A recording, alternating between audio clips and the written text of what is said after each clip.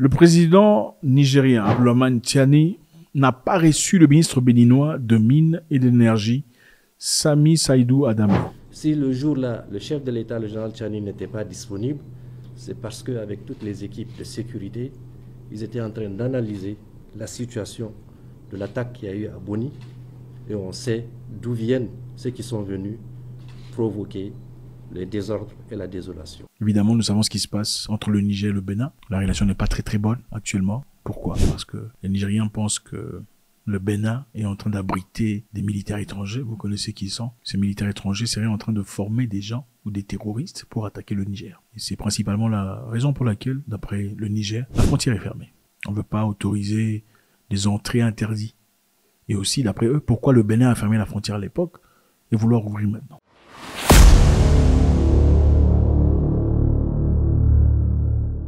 Il y a eu un problème très récemment, vous savez, voici le Niger, voici le Bénin, on sait voir comment c'est. Le Niger n'a pas de port, c'est un pays enclavé dans le continent. Et pourquoi on a besoin de port? On a besoin de port évidemment pour les exports et imports. C'est beaucoup plus facile de se faire de l'argent ou de bénéficier quand on a un port par rapport à un pays qui est enclavé, qui doit dépenser beaucoup d'argent, naturellement, pour envoyer des histoires à travers l'avion et tout le bazar. C'est très compliqué. Alors le Niger, qui est riche en uranium, a aussi découvert récemment des réserves presque intarissables de sources de pétrole. Pétrole très important qui changerait complètement la donne au Niger. Le Niger a des accords avec les Chinois avec lesquels ils veulent travailler maintenant pour exporter le pétrole. Mais évidemment, il y a l'aléoduc du Niger, donc les pipelines qui doivent quitter le Niger vers la mer. Et on avait choisi le Bénin. Initialement, on voulait faire ça à travers le Cameroun, vers Kribi. Mais ça n'a pas fonctionné. Ils ont préféré faire à travers le Bénin. Donc, le pétrole nigérien quitte le Niger pour aller vers les ports béninois. Maintenant, c'est à partir de là que les Chinois sont censés prendre ces pétroles et l'importer ou l'exporter, emmener chez eux pour travailler et payer le Niger. Cette histoire était censée commencer il y a quelque temps, mais le Bénin a refusé d'autoriser cette transaction parce que le Bénin dit que le Niger a fermé la frontière. Je vous rappelle ici que le Bénin avait fermé la frontière depuis un temps. Le Bénin a maintenant ouvert leurs frontières, mais le Niger n'a pas ouvert. Si les frontières ne sont pas ouvertes pour le passage formel du pétrole, les formalités douanières permettant son transit par le territoire du Bénin ne sont techniquement pas possibles. La société pétrolière chinoise West African Oil Pipeline Company, WARCO, a réuni les autorités du Bénin et du Niger pour régler le gros différend qui divise les deux pays autour du pipeline. Cette entreprise chinoise a demandé aux Béninois et aux Nigériens de se mettre ensemble à Niamey pour essayer de discuter. C'est quand même assez bizarre, hein, les amis, de voir qu'un problème entre Africains doit être résolu par un Chinois. Bizarre, non? Un problème interne africain. Mais c'est un Chinois qui doit venir, écouter, toi, assieds-toi, discuter. Et ça s'est passé à Niamey.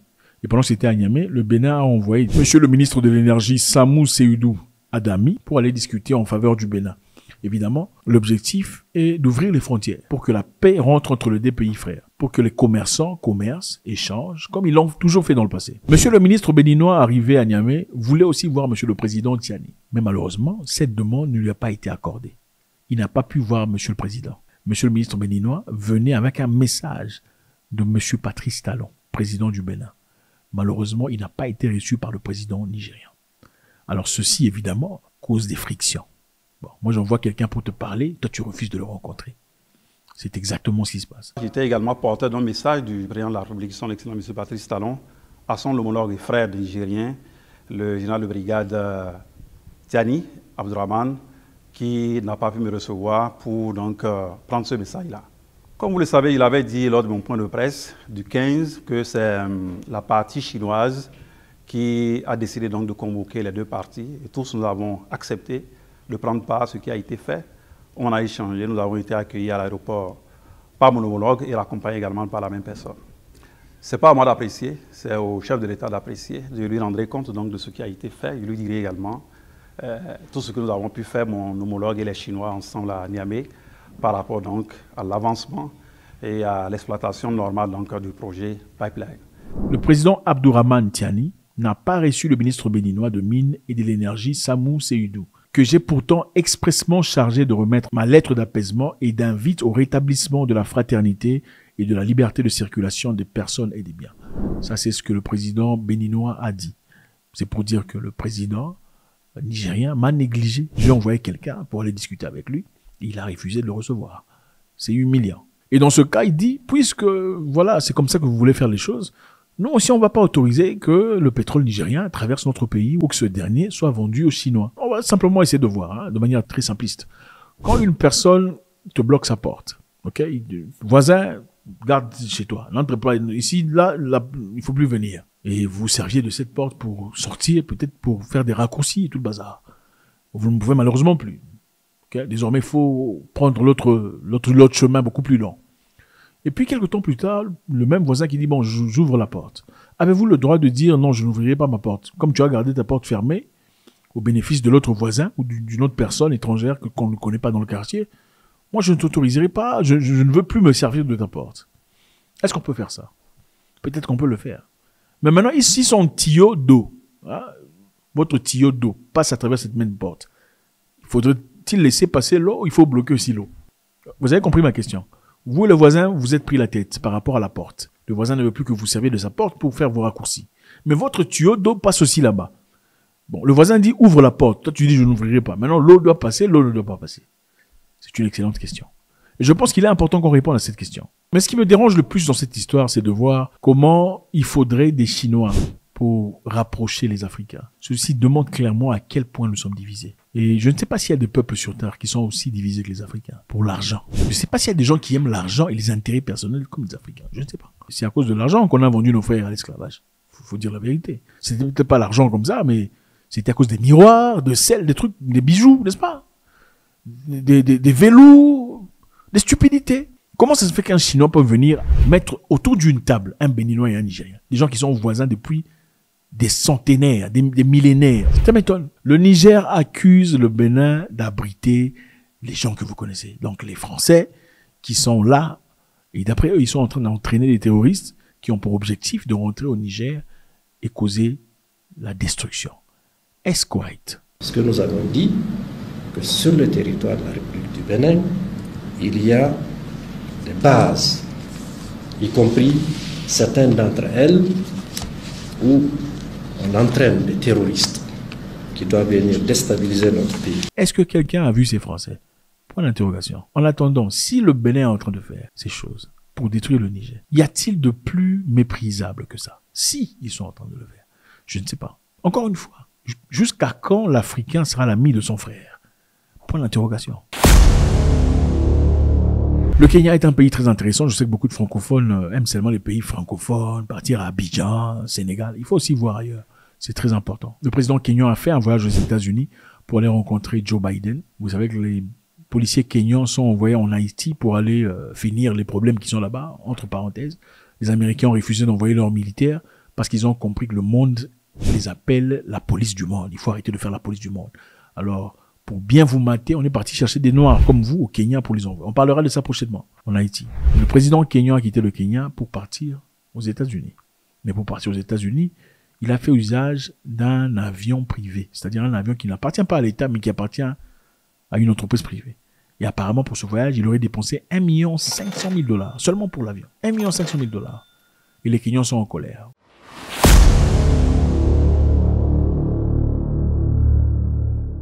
Parce qu'il y a quelque temps, les médecins kenyans étaient dans les rues, ils ne travaillaient pas, ils n'ont pas travaillé pendant plusieurs mois. Ils ont grévé, évidemment, parce que ils étaient en train de réclamer une amélioration dans le cadre du travail. Un salaire amélioré, parce que ça faisait longtemps qu'ils n'ont jamais eu des bénéfices ou des avantages. Ils voulaient aussi, évidemment, que l'hôpital prenne soin de leur famille.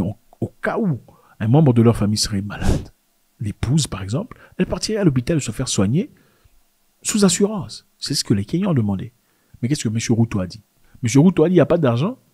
Nous n'avons pas d'argent pour les médecins kenyans. Et ils ont d'ailleurs commencé à embaucher d'autres jeunes médecins. C'est-à-dire, si tu oses refuser, on te chasse, on prend quelqu'un d'autre. I am telling our friends, the doctors, that we mind about them, we value the service they give to our nation, but we must live within our means. The resources we have are only sufficient to pay 70,000 shillings for intern doctors. It is not a salary, it is a stipend for only 1 year, and then they will be employed. And we want all our doctors, all our doctor interns to be taken in, and that is why we are going to spend the resources that we have to make sure all the 1,500 plus or minus doctors, all of them are absorbed at once, and we have the resources to make sure that they are absorbed at what we have offered as government. Alors, comment une personne qui dirait qu'il n'y a pas d'argent dépenserait 1 500 000 en un voyage pour lui-même? Vous voyez où se trouve le problème? Les intérêts, l'argent et les Africains, je ne sais pas, dites-moi si c'est fou. Mais on ne finira pas cette édition seulement avec des mauvaises histoires. Il y a une histoire très intéressante venant de l'Ouganda, où les madames, les femmes, sont en train de donner leur lait maternel à une organisation non gouvernementale pour donner du lait aux mamans qui ont des difficultés à allaiter. C'est-à-dire les enfants qui sont en difficulté désormais, voilà, peuvent recevoir du lait venant d'une autre maman. Je sais qu'il y a des inquiétudes, des gens qui pensent que voilà, les maladies, tout ça, mais bon, évidemment il y a des batteries, des tests et tout le bazar. Moi je pense que le lait maternel, le lait humain, le lait est beaucoup mieux que les laits en formule, les laits en poudre. Je ne sais pas si vous en pensez différemment. Moi, j'ai tété ma mère jusqu'à 5 ans. Voilà pourquoi je suis fort. C'est le vrai lait. En tétant sa mère, on reçoit un peu de son esprit. En tétant sa mère, un peu de son ADN. En tétant sa mère, son système immunitaire est rigide. En tétant sa mère, on devient un homme. Vous voyez, regardez les enfants qui ont tété les trucs là. Généralement, la santé n'est pas extraordinaire. C'est quand même bien de voir que les Ougandais sont en train de bouger vers une belle direction. C'est un lait qu'on peut garder froid, qu'on peut protéger pendant longtemps. Ça fait du bien de voir des gens bouger. Et les gens ne sont pas en train de se plaindre de la sorcellerie, tout ça. Là, c'est vos histoires de chez vous, là-bas, en Afrique de l'Ouest. C'est même pas toute l'Afrique de l'Ouest. C'est un pays spécifique. Oh, la sorcellerie dans les laits. La nourriture que vous mangez, là, les corned-beef, il n'y a pas de sorcellerie. Vous savez quelle viande est à l'intérieur. Incroyable. Bref, au Niger, apparemment, le président nigérien a refusé de rencontrer le ministre béninois envoyé par Patrice Talon. Et ça dérange. Clairement, ça doit piquer. Quand tu envoies quelqu'un, va dire à monsieur que machin histoire. Et monsieur dit non, je veux pas t'écouter. Sans avoir écouté.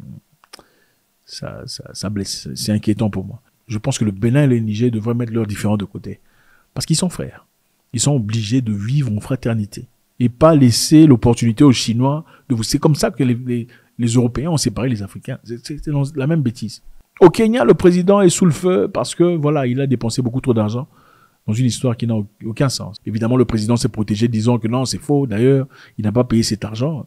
Et c'est quand même honteux de voir le Kenya, un pays intéressant, vouloir envoyer des militaires pour aller battre les Haïtiens. C'est incroyable. Et en Ouganda, pour finir, c'est bien de voir ces dames qui sont en train de bosser dur dans la fraternité, l'amour. Il n'y a pas de oh, les laits des sorciers, tout ça. God bless.